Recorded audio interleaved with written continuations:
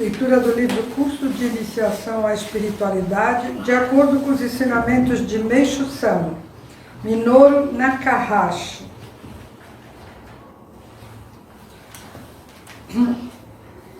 Nona aula, Sonen, Salmo de Meishu Sama. Espessas nuvens que encobriam o céu afastaram-se, agora sol radiante ilumina o mundo. Tenho compaixão daqueles que com as próprias mãos construíram a prisão dentro da qual agora estão sofrendo. O reino do céu, ou mesmo o inferno criar, depende unicamente do coração do próprio homem. Hoje falarei sobre a importância de compreender o sentido de orar. A maior parte das pessoas entende oração por pedido de graça, isto é, elas rezam, mas sempre rogando por algo. Isso pode ser necessário em certas ocasiões, mas não deve se constituir no objetivo da oração. Eliminar completamente o sonen, conforme lhes falei na aula passada, é praticamente impossível, pois sem esforço algum, os pensamentos brotam em nossa mente e várias ideias passam pela nossa cabeça. Impedir esse turbilhão para criar um espaço vazio em nossa psique é muito difícil. A realidade é que todos, excluídos os praticantes da meditação avançada, pensam sem parar, inclusive durante o momento em que estão fazendo as suas preces. O resultado é que quanto mais a pessoa pensa, mais nervosa e aflita fica. De modo oposto, quem já consegue manter um nível de tranquilidade mental sem tantos pensamentos, sente-se mais calmo e equilibrado. Se compararmos nossa cabeça com o céu, as nuvens correspondem aos pensamentos que nublam nosso contato com o alto. Meishu Sama alertava sempre para o seguinte: muitas nuvens atrapalham o céu da cabeça. A pessoa que pensa demais se entristece, aflige-se e se amedronta. A função essencial da religião, portanto, é eliminar o sonen, tornar a mente o mais pura e vazia possível. O estado mental ideal é aquele que se assemelha aos dos bebês, quase bobinhos e sem pensamentos.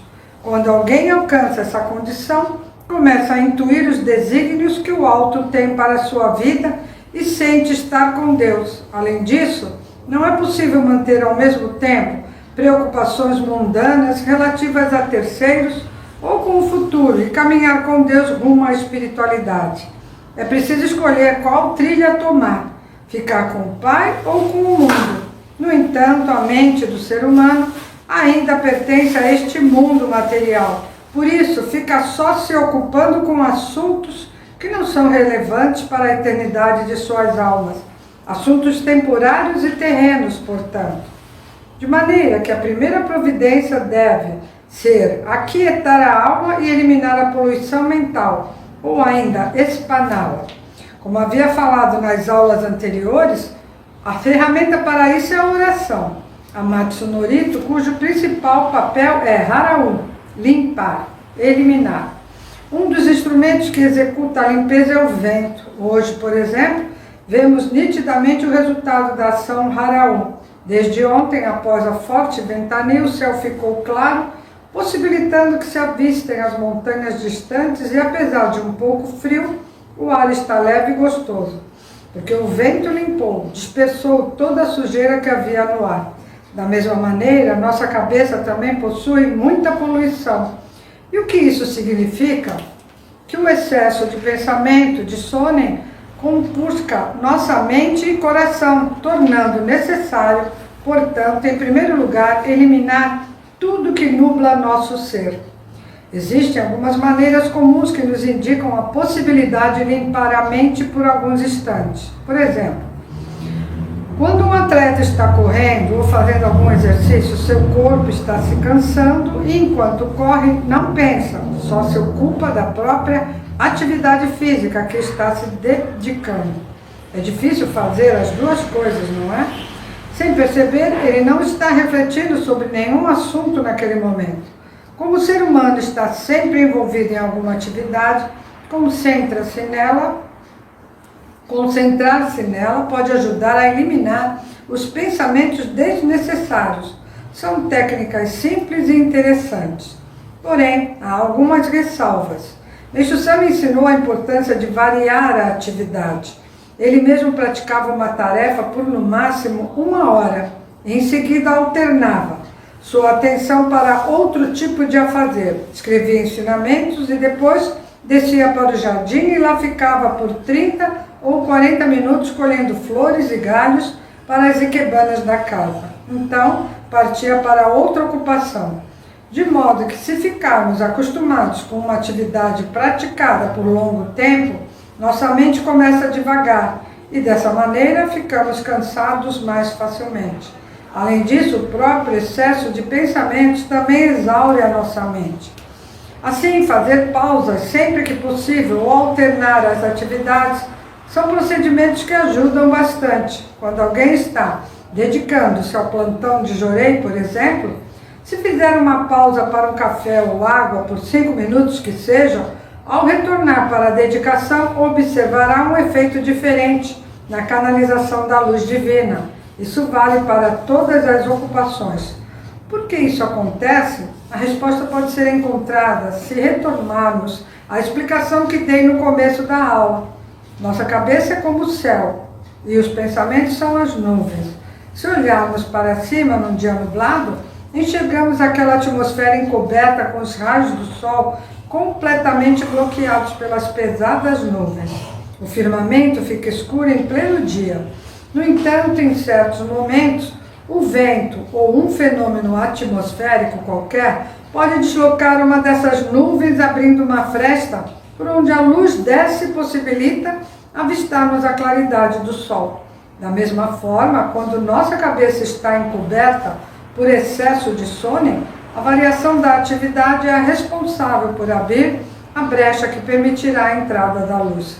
Essa é a razão pela qual Meixo Sama praticava várias atividades intercaladas, muitas delas opostas, com o propósito de aliviar a mente. Ele aprendeu isso a partir da própria experiência.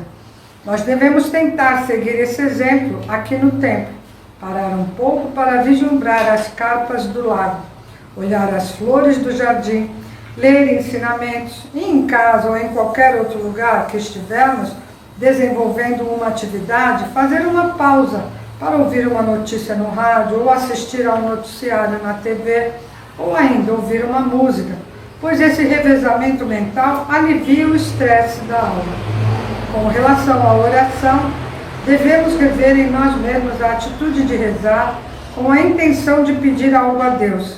Sob a perspectiva da espiritualidade, essa é uma prática imatura, fazer a prece com um objetivo. Deus, quero pedir, ou Senhor, por favor, me conceda essa graça. Já indica a presença de pensamento no momento sagrado da oração. Isso atrapalha o Pai Celestial, isso atrapalha a própria comunicação com o alto. Além disso, o Pai Celestial conhece as nossas necessidades e sabe dos nossos problemas. Ele quer nos conceder ilimitadas bênçãos. É seu único desejo que alcancemos a felicidade verdadeira.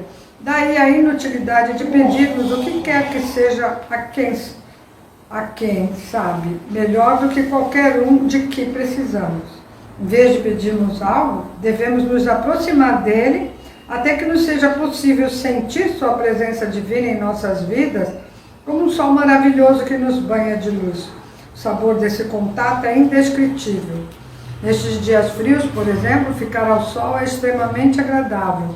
Aquele nosso corpo e nossa alma, aquece o nosso corpo e nossa alma, sem que precisemos pedir nada, ou ainda que alguém nos explique as propriedades do calor dos raios solares, para podermos senti-lo.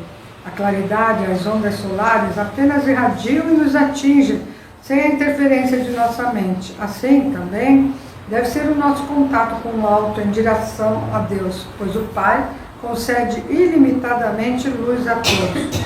Basta que nos voltemos para Ele, buscando por sua presença, eliminando o bloqueio erguido por nossos pedidos ou qualquer sono em que impeça a nossa ligação com o divino. Além disso, é importante todos entenderem o mecanismo da prece.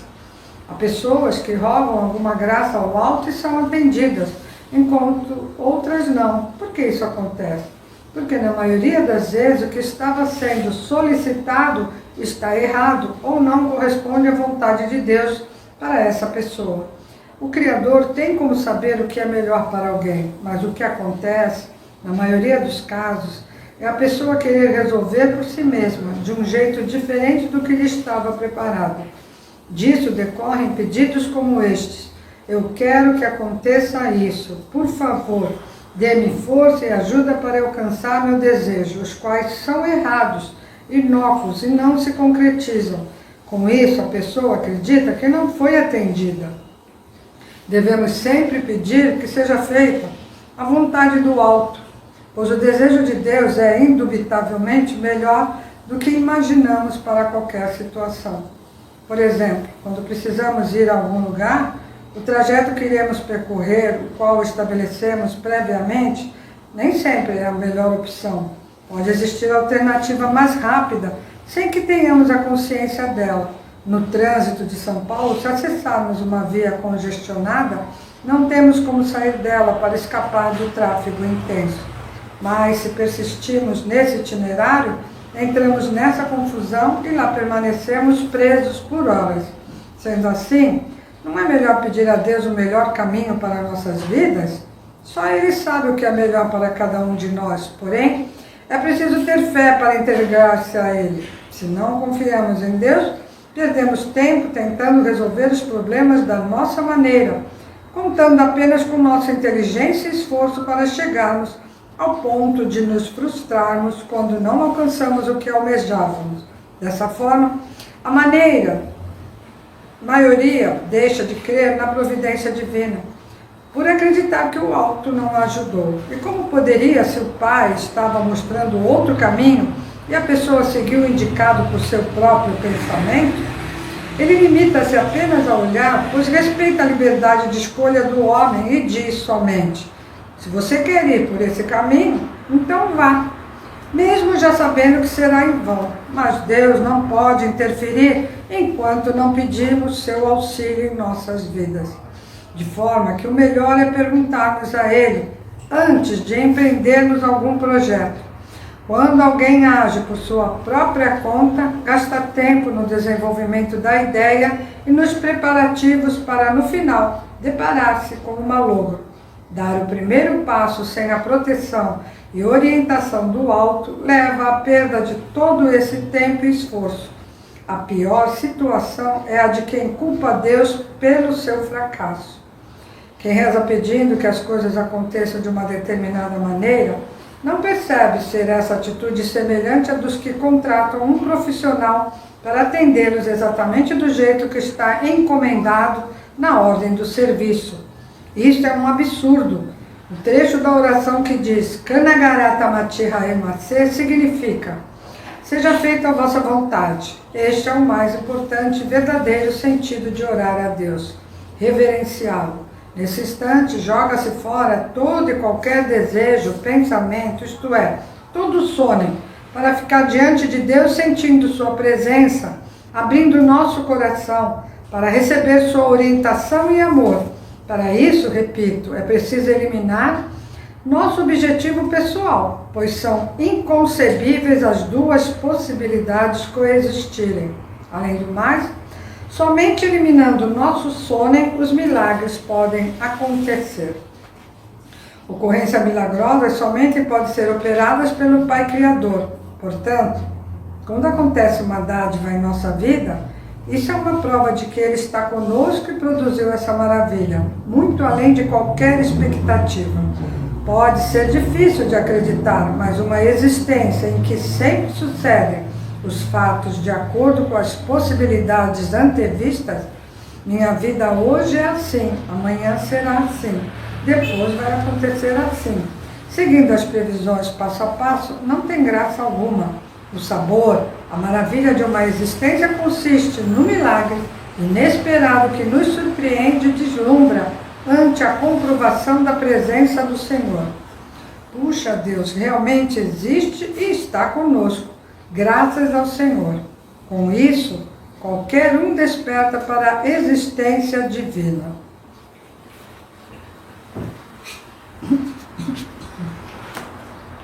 Muito obrigada, a presença de todos. Uma boa noite.